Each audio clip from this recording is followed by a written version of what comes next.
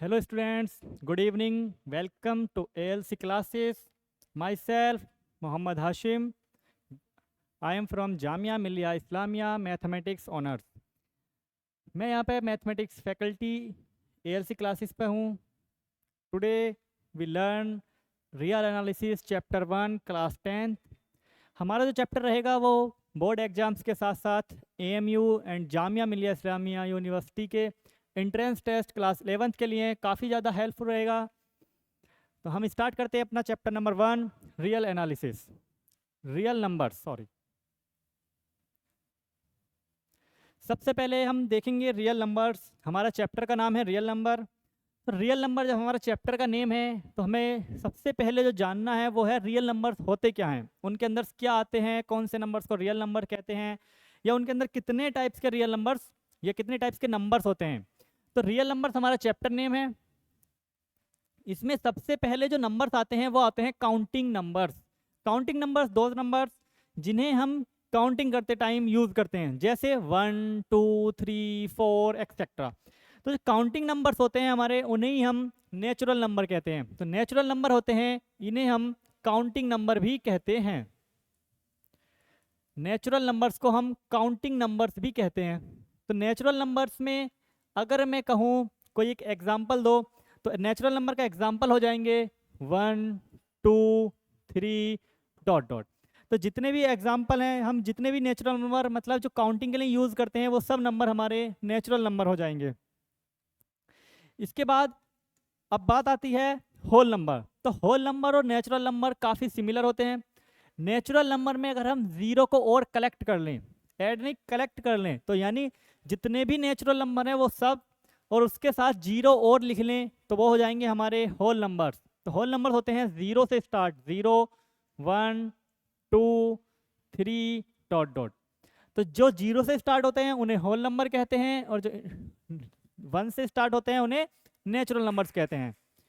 इसके बाद आता है हमारे इंटीजर्स. तो इंटीजर्स में जो है, हम देखो नेचुरल नंबर और होल नंबर में अभी बात कर रहे थे सिर्फ पॉजिटिव नंबर्स की, लेकिन जब बात आती है इंटीजर्स में, तो इंटीजर्स वो नंबर होते हैं जो नेगेटिव में भी होते हैं, जैसे -1 -2 -3, ये सब हमारे इंटीजर्स में आते हैं.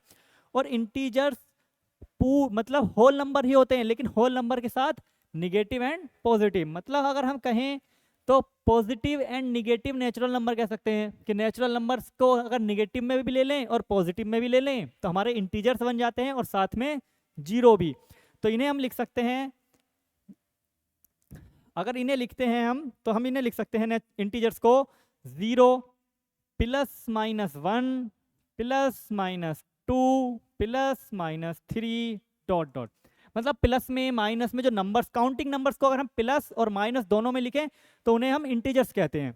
ओके स्टूडेंट्स, अब बात आती है रेशनल नंबर. अब तक तो सिंपल थी, इनकी कोई डेफिनेशन, कोई ऐसी स्पेसिफिक डेफिनेशन नहीं होती है. Natural number, whole number, integers बस पहचानने आने चाहिए. बात आती है रेशनल नंबर्स की. हमारे चैप्टर में भी स्टार्टिंग में है रेशनल नंबर्स क्या होते हैं, इरेशनल नंबर क्या होते हैं. तो रेशनल नंबर क्या होते हैं? Those numbers which can write in the form of P/Q. हमने सबने ये डेफिनेशन कहीं ना कहीं पढ़ी होगी कि रेशनल नंबर वो नंबर होते हैं जिन्हें हम P/Q की फॉर्म में लिख सकते हैं. जैसे अब इसकी डेफिनेशन लिखता हूँ मैं, those numbers which can return in the form of P/Q. तो P/Q की फॉर्म में लिख सकते हैं. And P and Q both are the integers. Integers हम पढ़ चुके हैं, इंटीजर्स होते हैं positive and negative counting numbers. तो P और Q बोथ क्या होंगे? P and Q both are integer, both are integers. लेकिन अभी भी कहीं ना कहीं ये डेफिनेशन कंप्लीट नहीं है. हमें इसमें बस एक छोटी सी मिस्टेक हो जाती है कि integers but Q is not equals to 0. ये बात इंपॉर्टेंट है कि Q 0 के इक्वल नहीं होना चाहिए, क्योंकि जैसे ही Q की वैल्यू 0 होगी वो वैल्यू अनडिफाइंड हो जाती है. लाइक मैंने 1/0 लिखा तो ये वैल्यू हमारी नॉट डिफाइंड हो जाएगी, नॉट डिफाइंड. तो Q कभी भी 0 नहीं होगा. तो rational number are those numbers which can written in the form of P/Q, where P and Q both are integers and q is not equals to 0। इसके बाद आता है रेशनल के बाद इर्रेशनल नंबर। तो रेशनल समझ गए, इंटीजर समझ गए, whole number, counting number, natural number, इसे हम समझ चुके हैं। इसके बाद आता है इर्रेशनल नंबर। तो इर्रेशनल नंबर की कोई अपनी डेफिनेशन नहीं होती ऐसी कोई खास। हम इर्रेशनल नंबर को सिंपल वे में लिख देते हैं कि विच आर नॉट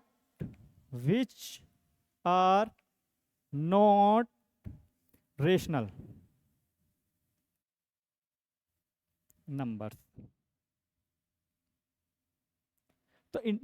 तो इरेशनल नंबर वो नंबर होते हैं जो रेशनल नंबर ना हो। जैसे अगर इसकी डेफिनेशन में लिखना चाहूँ तो ये लिख सकता हूँ कि those numbers which can not return in the form of p over q।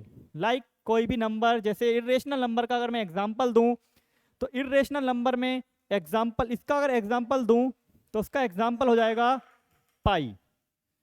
जिसकी वैल्यू फाइंड ही ना हो, जिसकी एग्जैक्ट वैल्यू पता ही ना हो, उसे कहते हैं इर्रेशनल नंबर, जैसे पाई। इसके अलावा और भी नंबर्स होते हैं जो इर्रेशनल नंबर होते हैं। अभी हम आगे पढ़ेंगे इर्रेशनल नंबर्स की फॉर्म कैसी होती है, रेशनल नंबर की फॉर्म कैसी होती है। अभी बस हम इतना जान चुके हैं कि रेशनल नंबर वो होते हैं जिन्हें p ओवर q की फॉर्म में लिख सकें, और इर्रेशनल नंबर वो नंबर होते हैं जो रेशनल ना हो। अब बात आती है, हम इतनी देर से पढ़ रहे थे लेकिन हमें ये नहीं पता चला अभी तक कि रियल नंबर्स क्या होते हैं। तो रियल नंबर्स कुछ ज़्यादा नहीं है। रियल नंबर्स रियल नंबर्स को अगर हम देखें तो हमने जितने भी नंबर्स अभी तक पढ़े हैं, जैसे natural number, whole number, integers, rational, irrational, इन सब नंबर्स का अगर कलेक्शन ले लूं तो इन सब नंबर्स का कलेक्शन ही हमारा रियल नंबर होगा। तो कोई भी नंबर जिसे हम एक नंबर लाइन पे डिनोट कर सकें उसे रियल नंबर कहते हैं।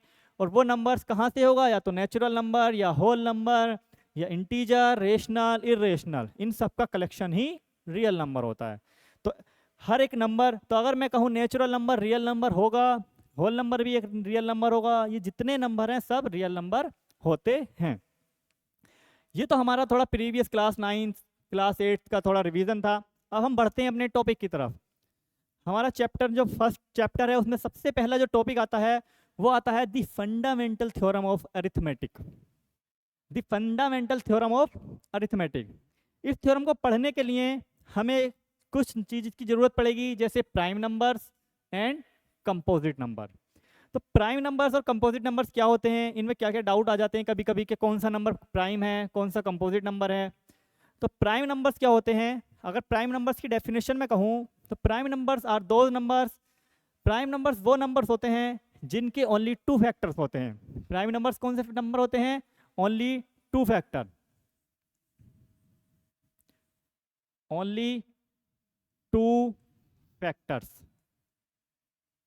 2 फैक्टर्स होते हैं। कौन कौन से फैक्टर, तो पहले नंबर पे फैक्टर होता है इनका 1, और एक फैक्टर होता है इटसेल्फ, मतलब जो नंबर है सिर्फ वही, इटसेल्फ। इन 2 नंबर के अलावा कोई भी इसका फैक्टर नहीं होता है। लाइक अगर मैं इसका एक एग्जांपल दूं, इसका एक एग्जांपल अगर लिखूं एग्जांपल, तो वो हो जाएगा हमारा 7। 7 के सिर्फ 2 ही फैक्टर हैं, एक 1 एंड एक 7, 2 ही फैक्टर हैं 7 के, तो एक क्या हो जाएगा हमारे एक प्राइम नंबर्स। अब बात करते हैं कंपोजिट नंबर क्या होते हैं। तो कंपोजिट नंबर की अगर डेफिनेशन की बात करूं थोड़ी सी, तो कंपोजिट नंबर की डेफिनेशन होती है हमारी, कंपोजिट नंबर के जो फैक्टर्स होते हैं वो मोर देन 2 होते हैं। कंपोजिट नंबर्स, इनके फैक्टर कितने होते हैं, more than 2 factor, more than 2 factors, more than 2 factors.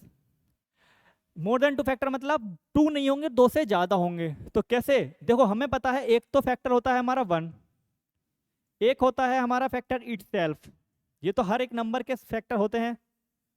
और जो थर्ड नंबर में आता है वो इसका इन दोनों के अलावा, मतलब other than 1 and itself, other than 1 and itself, एक फैक्टर ऐसा होगा जो 1 और इटसेल्फ के अलावा होगा। ठीक है, यहाँ पे सिर्फ 2 ही फैक्टर होंगे, एग्जैक्ट 2, 1 एंड इटसेल्फ। तो सिंपल सा हमारा लॉजिक है, prime numbers are those numbers which have only 2 factors, और कंपोजिट नंबर्स के पास 2 से ज्यादा फैक्टर होते हैं।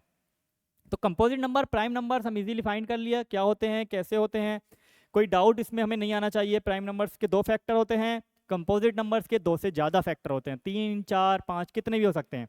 और अगर इसका एक एग्जाम्पल लिखूँ मैं, तो इसका एक एग्जाम्पल हो जाएगा 8। 8 के अगर मैं फैक्टर देखूँ तो 1 8 का फैक्टर है, 2 8 का फैक्टर है, 4 8 का फैक्टर है और 8 इटसेल्फ 8 का फैक्टर है। तो यहाँ पे 8 के कितने फैक्टर हो गए, 4 फैक्टर।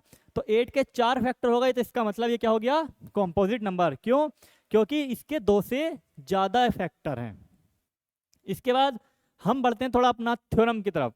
थ्योरम क्या कहती है, देखो जो हमारे क्वेश्चन है, इसके बाद आता है प्राइम फैक्टराइजेशन। प्राइम फैक्टराइजेशन हम समझते हैं कि ऐसे फैक्टर्स जो प्राइम नंबर्स हों। प्राइम फैक्टराइजेशन का मतलब है कोई भी नंबर, कोई भी कंपोजिट नंबर को ऐसे फैक्टर करना है, हमें ऐसे तोड़ना है जिससे उसके जितने भी फैक्टर हों वो सब प्राइम नंबर्स ही हों खुद में, वो कोई कंपोजिट नंबर ना हो। देखो प्राइम नंबर्स का तो फैक्टराइजेशन सिंपल है, 1 into itself. But composite number, कोई भी कंपोजिट नंबर होता है उसे हम प्राइम फैक्टराइजेशन की फॉर्म में लिख सकते हैं। जैसे अगर हम अभी देखें कोई भी number, like suppose 20 is a composite number. 1 2 4 5 10 ये सब इसके क्या हैं, फैक्टर्स। इतने सारे फैक्टर्स हैं, लेकिन कहीं ना कहीं इसके प्राइम फैक्टर्स ही मिलेंगे हमें। जैसे अगर मैं बात करूं 20 के फैक्टर्स होते हैं, हम फैक्टर कर लेते हैं। तो 20 में सबसे पहले फैक्टर करेंगे 2 से, 2 1 2 और 2 0। फिर करेंगे 2 से दोबारा, 2 5 और उसके बाद करेंगे 5। देखो हम यहाँ पे डायरेक्ट 10 से भी कर सकते थे, 10 इंटू 2 20। लेकिन अगर 10 से करते तो 10 क्या हो जाता, कंपोजिट नंबर। हमें चाहिए प्राइम फैक्टराइजेशन, तो प्राइम के लिए हमें प्राइम नंबर से ही फैक्टर करने हैं। तो यहाँ पे अगर मैं लिखूं तो वो आ जाएगा 2 इंटू 2 इंटू 5। यहाँ पे फैक्टराइजेशन में अगर मैं देखूं, ये तीनों फैक्टर्स, ये जो तीनों फैक्टर हैं, तीनों ही प्राइम नंबर्स हैं। ये बात याद रखनी है, प्राइम फैक्टराइजेशन में जितने फैक्टर होते हैं वो सब प्राइम नंबर्स होने चाहिए, उसके अलावा प्राइम नंबर्स होने चाहिए। लेकिन एक बात हमारे दिमाग में आती है कि 1 क्या है, यहाँ पे हम 1 भी तो लिख सकते हैं ना, 1 इसका फैक्टर है। तो अगर मैं 1 की बात करूं, व्हाट इज 1, 1 प्राइम है या 1 इज प्राइम और कॉम्पोजिट? ये सबसे ज्यादा कंफ्यूजन क्वेश्चन, कोई भी वो पूछ सकता है, इंटरव्यू में पूछ लेते हैं क्वेश्चन कि 1 क्या है, प्राइम है या कॉम्पोजिट नंबर। तो देखो हम जाएंगे डेफिनेशन, इसीलिए बोलते हैं कि डेफिनेशन जरूर याद करनी चाहिए। डेफिनेशन में जाएंगे, प्राइम नंबर की डेफिनेशन क्या होती है, प्राइम नंबर की डेफिनेशन होती है एग्जैक्टली 2 फैक्टर्स। 1 के पास कितने फैक्टर हैं, ओनली 1। तो प्राइम नंबर तो नहीं होगा, क्यों, क्योंकि 2 फैक्टर नहीं है, एग्जैक्ट 2 फैक्टर होने चाहिए। अब कंपोजिट की डेफिनेशन पढ़ते हैं। तो कंपोजिट की डेफिनेशन थी हमारी ऐसे नंबर्स जिनके 2 से ज्यादा फैक्टर हो। जब 2 ही फैक्टर नहीं है तो 2 से ज्यादा भी नहीं होंगे, तो कंपोजिट भी नहीं आएगा। तो 1 एक वन एंड ओनली ऐसा नंबर है जो ना ही प्राइम नंबर है और ना ही कंपोजिट नंबर है। तो 1 क्या हो जाएगा, 1 हो जाएगा। अगर मैं लिखूं 1, तो 1 यहाँ पे नोट करके लिख सकते हैं हम इसे, 1 नीदर प्राइम और नॉर कंपोजिट नंबर।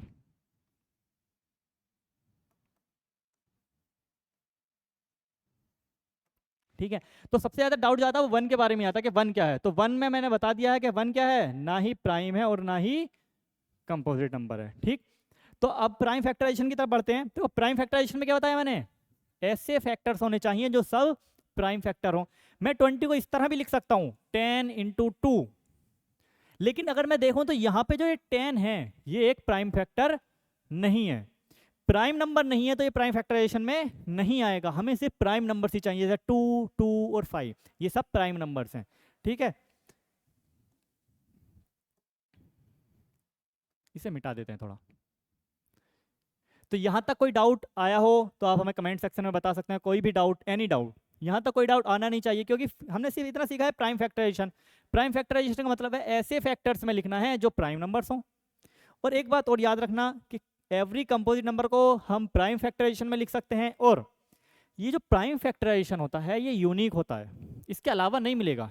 इसका ऑर्डर चेंज हो सकता है, जैसे ये है, या इसे मैं इस तरह लिख सकता हूँ और करके 5 इंटू 2 इंटू 2, इसे भी लिख सकता हूँ, लेकिन ये रहेगा यूनिक, इसका ऑर्डर चेंज हो सकता है बट यूनिक रहेगा, ठीक है। तो इसमें कोई डाउट नहीं आना चाहिए।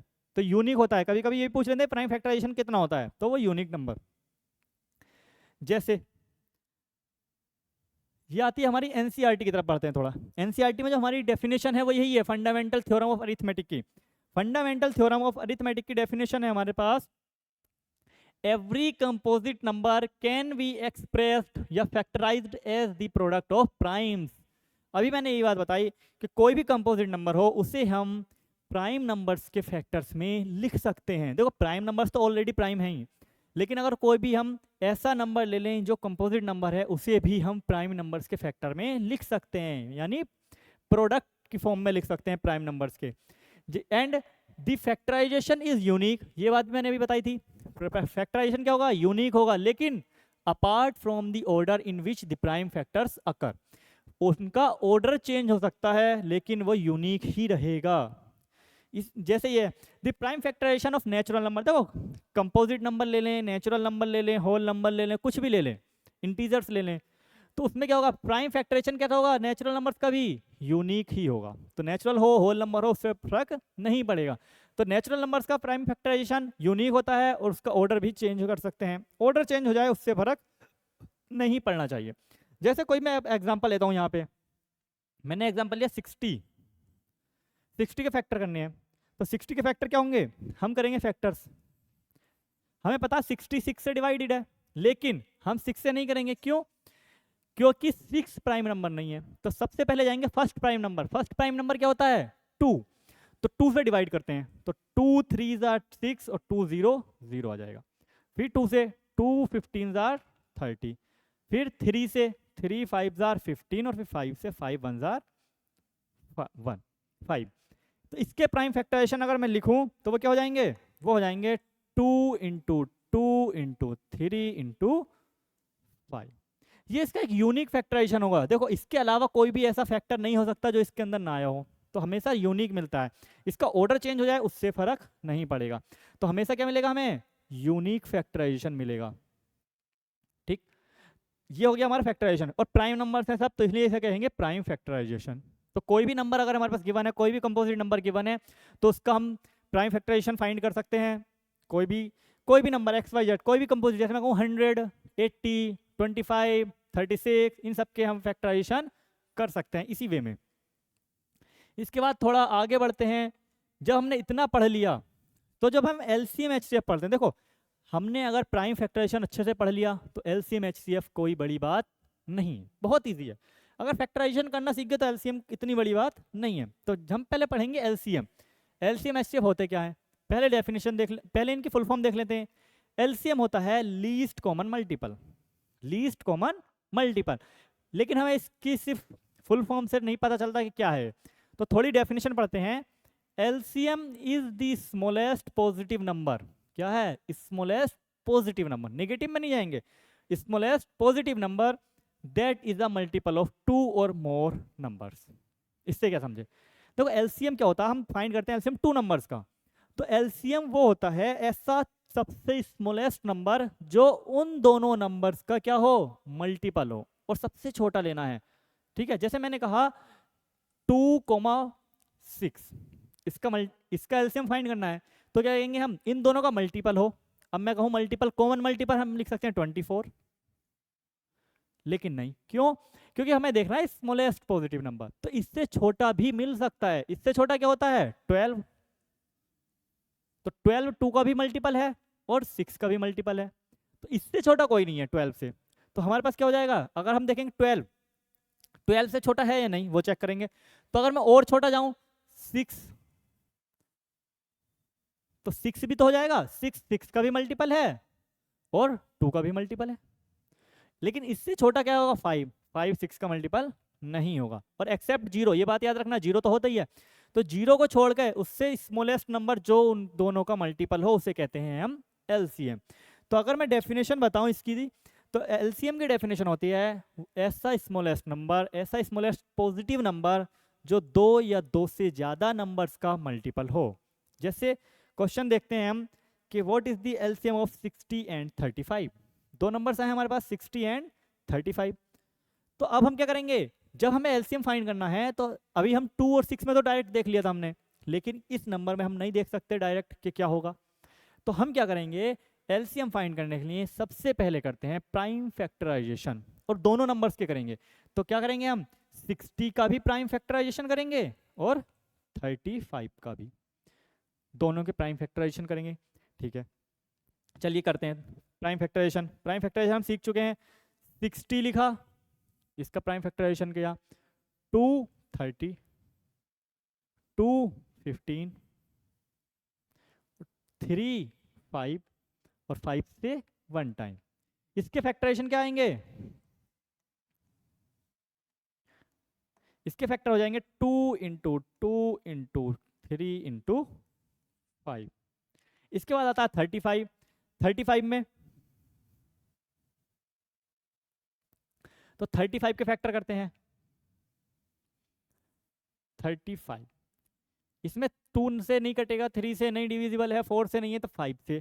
5 भी एक प्राइम नंबर है, ये देखना है सिर्फ हम प्राइम फैक्टराइजेशन में प्राइम नंबर से ही फैक्टर करना, डिवाइड करना है। तो 5 इंटू 7 35 और 7 इंटू 1 7।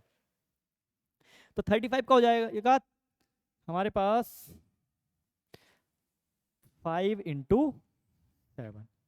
अब बात आती है कि अगर मैं कहूं कि इसका एलसीएम क्या होगा, फैक्टराइजेशन तो हमने कर लिया, लेकिन इसका एलसीएम क्या होगा। तो एलसीएम के लिए हम क्या करते हैं, तो एलसीएम क्या होता है, देखो एलसीएम क्या होता है, 2 या 2 से मोर हो, कितने भी नंबर हो, सबसे पहले हमें देखना है इन दोनों में कॉमन क्या है।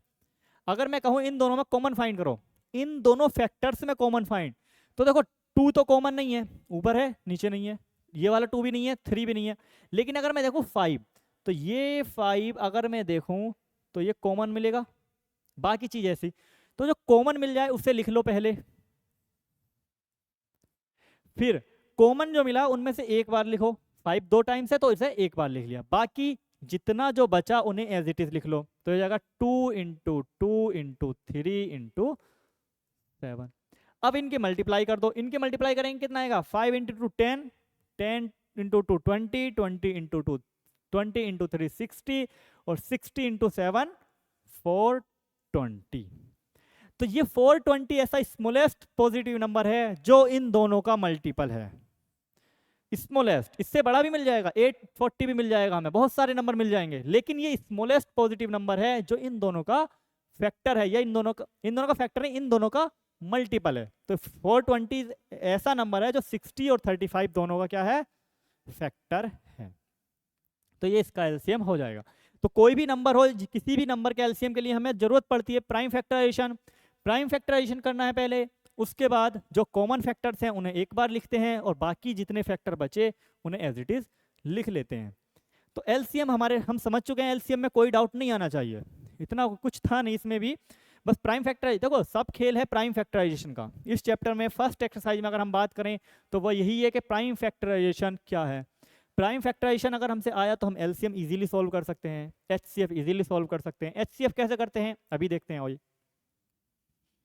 अगर मैं कहूँ एचसीएफ, तो एचसीएफ क्या होता है, एचसीएफ की अगर फुल फॉर्म देखूं तो वो क्या होती है, highest common factor. Highest common factor का मतलब है ऐसा हाईएस्ट नंबर जो उन दोनों का क्या हो, फैक्टर हो। उन दोनों का फैक्टर होना चाहिए, उन दोनों नंबर का मल्टीपल नहीं, इस बार है फैक्टर, मतलब वो नंबर मल्टीपल होंगे, लेकिन वो जो एचसीएफ है वो क्या होगा, फैक्टर। एलसीएम के कंडीशन में होता था वो फैक्टर नहीं, यहाँ पे मल्टीपल होता था, लेकिन यहाँ क्या है हमारे पास, फैक्टर।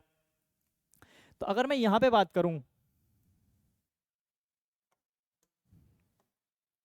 तो इसकी डेफिनेशन पढ़ते हैं, दी हाईएस्ट कॉमन फैक्टर। तो एचसीएफ क्या होता है, एचसीएफ ऑफ 2 और मोर numbers is the greatest number. देखो ग्रेटेस्ट हो गया ना, हाईएस्ट का हो या ग्रेटेस्ट कोई फर्क नहीं पड़ता, इज द ग्रेटेस्ट नंबर। कौन सा greatest number, that divides each of them exactly, मतलब उन्हें एग्जैक्टली डिवाइड कर दे, इसका मतलब क्या होगा, फैक्टर होगा। अगर कोई नंबर किसी नंबर को एग्जैक्टली डिवाइड कर देता है तो उसे ही फैक्टर कहते हैं। तो divides each of them exactly leaving no remainder, बात एक ही है, रिमाइंडर नहीं आएगा मतलब इजीली डिवाइड कर दे, कंप्लीटली डिवाइड कर दे, डिविजिबल हो वो नंबर्स, तो उसे कहते हैं हम एचसीएफ। जैसे अगर मैं कहूँ 6 और 20 का एचसीएफ, तो इसके लिए हमें क्या चाहिए, सबसे पहले हमें इसके लिए चाहिए प्राइम फैक्टराइजेशन। तो 6 और 20 हमें चाहिए इन दोनों के प्राइम फैक्टराइजेशन। इनके प्राइम फैक्टराइजेशन के लिए हम देखेंगे तो फैक्टराइज सबसे पहले क्या करेंगे हम, सबसे पहले हम करेंगे इनके फैक्टर्स, 6 के फैक्टर। तो 6 में सबसे पहले 2, तो 2 इंटू 3 6 और 3 इंटू 1, तो 6 के फैक्टर आ जाएंगे 2 इंटू 3। इसके बाद हमारे पास नंबर है 20, तो 20 के फैक्टर भी इसी तरह करेंगे। 20 सबसे पहले 2 से करेंगे, 2 1 ज़ा 2 0, 2 इंटू 5 10 और 5 इंटू 1 5। तो अगर हम देखेंगे 20 के प्राइम फैक्टराइजेशन, तो 20 के प्राइम फैक्टराइजेशन क्या आएंगे 2 इंटू 2 इंटू 5। ये हमारे प्राइम फैक्टराइजेशन आ गए दोनों नंबर्स के, 6 के एंड 20 के। इसके बाद अब हमें चाहिए HCF। अभी हमने पढ़ा था LCM, अब आएगा HCF। तो HCF क्या होता है,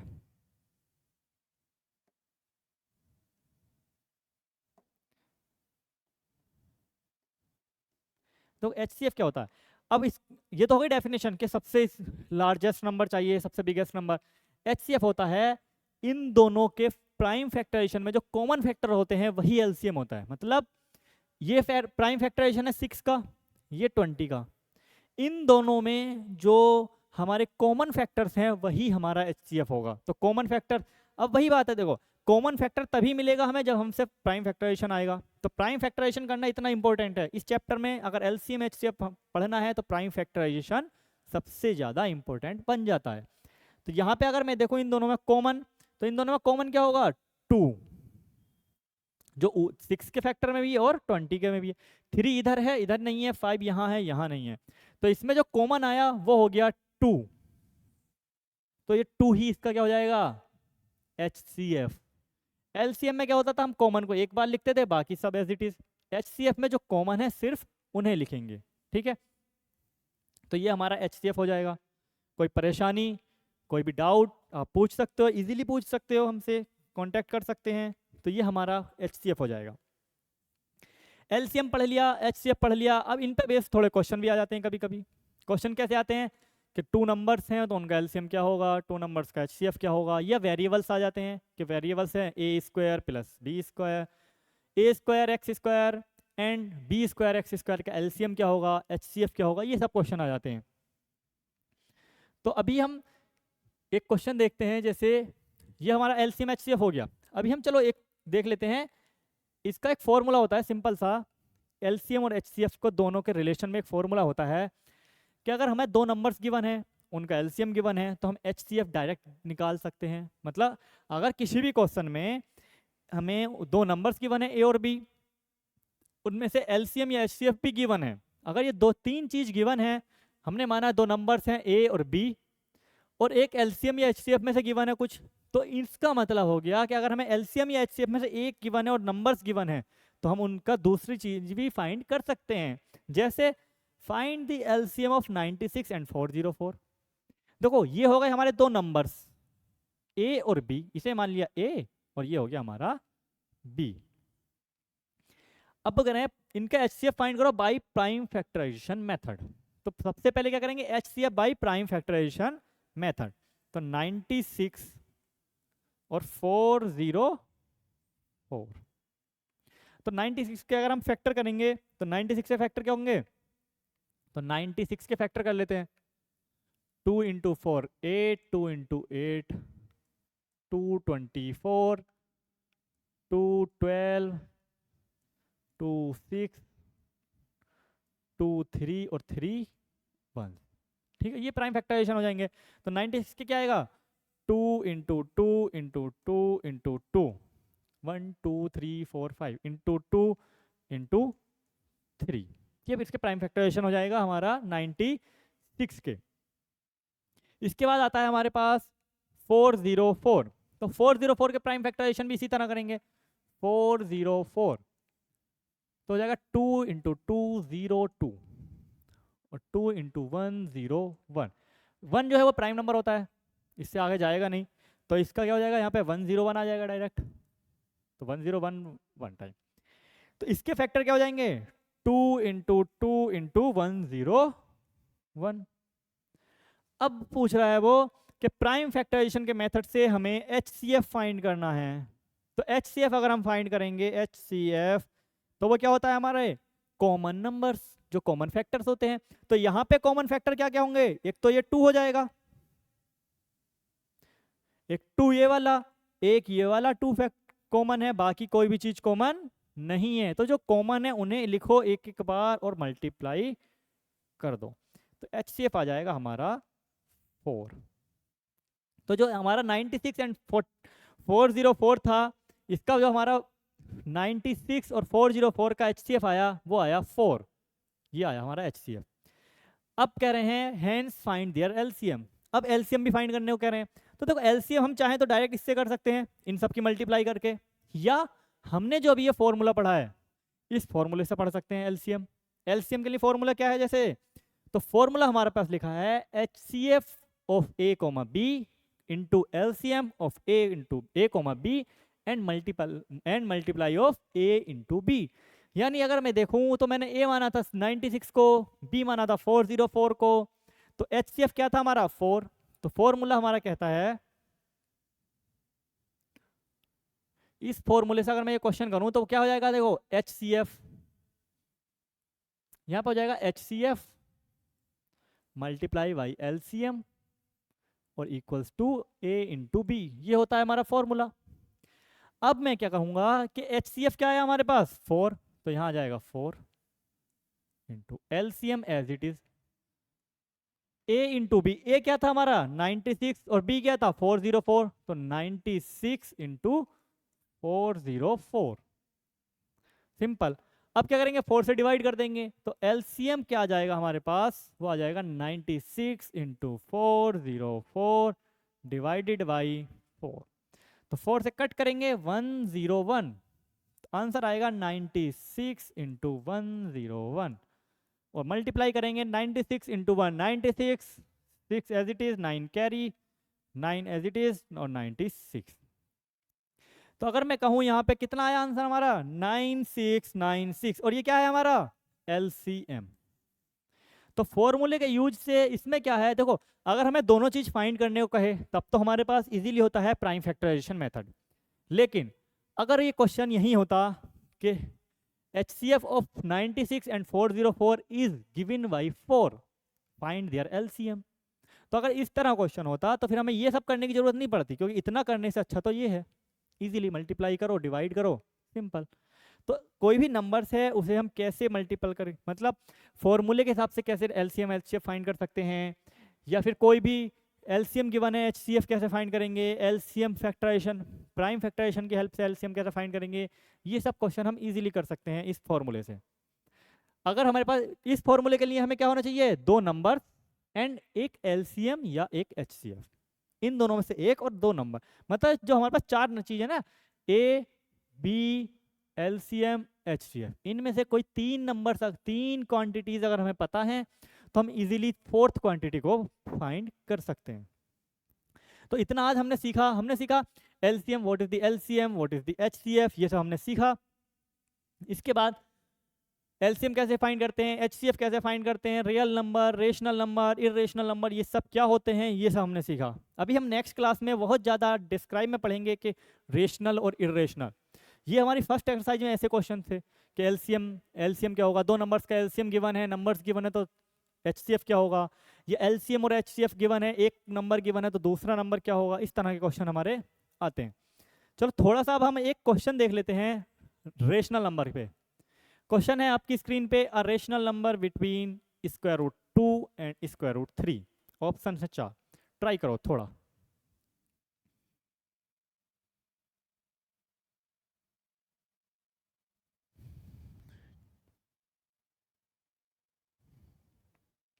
चलिए हम आते हैं अपने क्वेश्चन पे। क्वेश्चन है रेशनल नंबर, इरेशनल नंबर। देखो हमें पता है √2 क्या होता है, एक इरेशनल नंबर। क्यों, क्योंकि इसकी एग्जैक्ट वैल्यू हमें नहीं पता। अगर एग्जैक्ट वैल्यू नहीं पता तो हम कैसे बता सकते हैं कि ये रेशनल है, क्योंकि रेशनल के लिए तो हम P/Q की फॉर्म में लिखा होना चाहिए। जैसे कोई भी नंबर मैंने लिखा 2.5, तो इसे तो मैं लिख सकता हूँ 25 divide by 10, but square root 2 की कोई वैल्यू नहीं होती, तो इसे मैं लिख ही नहीं सकता p ओवर q की फॉर्म में, इसलिए ये हो जाता है एक इरेशनल नंबर। तो दो इरेशनल नंबर्स के बीच में कितने रेशनल नंबर हो सकते हैं, कितने इरेशनल नंबर हो सकते हैं, ये सब हम देखेंगे। दो इरेशनल नंबर के बीच में हमेशा इनफाइनाइट रेशनल और इनफाइनाइट ही इरेशनल नंबर होते हैं, ये बात ध्यान रखना। दो रियल नंबर हो या दो रेशनल हो, दो इरेशनल नंबर हो, उनके बीच में हमेशा इनफाइनाइट रेशनल और इनफाइनाइट ही इरेशनल नंबर होते हैं। हमने बचपन से सीखते हुए आए हैं कि दो नंबर्स गिवन है रेशनल नंबर या दो रियल नंबर गिवन है। मैंने कहा कि दो रियल नंबर हैं 2 और 3, इनके बीच में एक रियल नंबर बताइए। तो अगर सिर्फ एक रियल नंबर होता था तो हम क्या करते थे, 2 + 3 डिवाइड बाई 2, यानी 5/2, और 5/2 मीन्स 2.5, इस तरह कर लेते थे अगर एक नंबर फाइंड करना है हमें। लेकिन बात थी रियल नंबर की, अब बात आती है रेशनल नंबर और इरेशनल नंबर में। तो इरेशनल नंबर में उसने नंबर दिए हैं इरेशनल, लेकिन पूछा है रेशनल नंबर। तो इरेशनल नंबर तो हम डायरेक्ट यहाँ से बता सकते हैं कि इरेशनल नंबर अगर मैं कहूँ इनके बीच इरेशनल नंबर, तो हो जाएगा √2 + √3 और डिवाइडेड बाई 2। क्यों? क्योंकि दो नंबर्स के जो बीच के नंबर होता है वो उनके बीच में ही आएगा, टू नंबर्स के, यानी बीच का मतलब उनका मीन, उनका एवरेज, तो वो तो हमेशा बीच में आएगा। लेकिन बात आती है रेशनल नंबर, तो हमें देखना पड़ेगा क्या ये रेशनल है। तो हमें पता है √2 की वैल्यू एग्जैक्ट नहीं पता, √3 की वैल्यू भी एग्जैक्ट नहीं पता, तो इनके सम की वैल्यू भी हमें एग्जैक्ट नहीं पता होगी।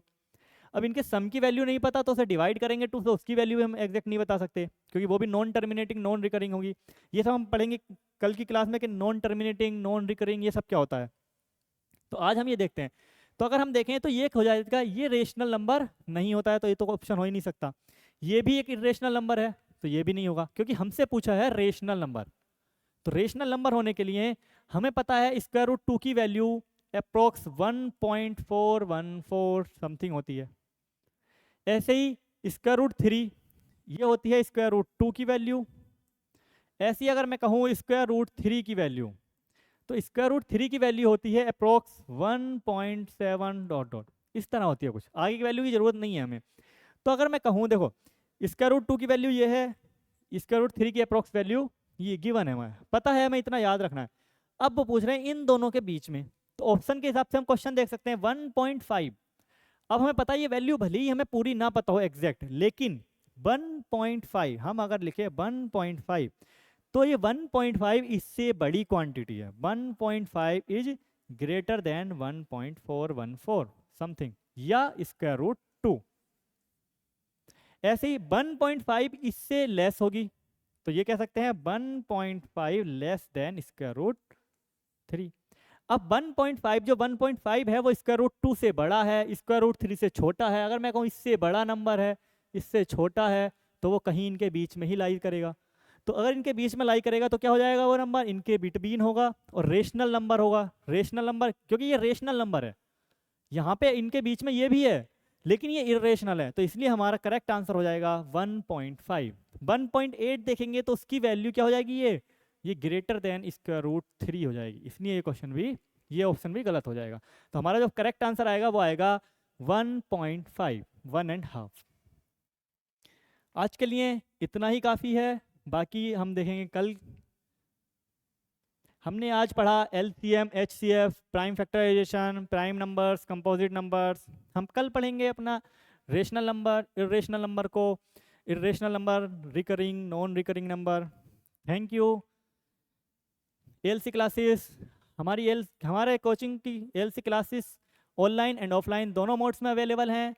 आप हमारे सेंटर पे पीपल्स आना में आके विजिट कर सकते हैं ऑफलाइन, और ऑनलाइन के लिए हमारे YouTube channel ALC classes aspirants learning centres पे विजिट कर सकते हैं, या फिर हमें कॉल कर सकते हैं 9675318303 पर।